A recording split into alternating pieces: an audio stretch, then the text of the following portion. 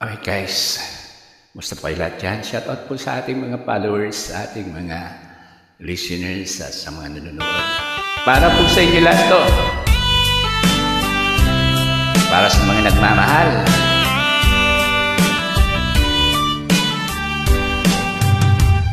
O kahit tagal kung naghihintay na dumating ka sa aking buhay, ngunit ngayon nandito ka.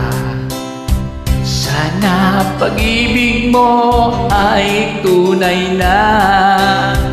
Di mo alam ang dinanas ko.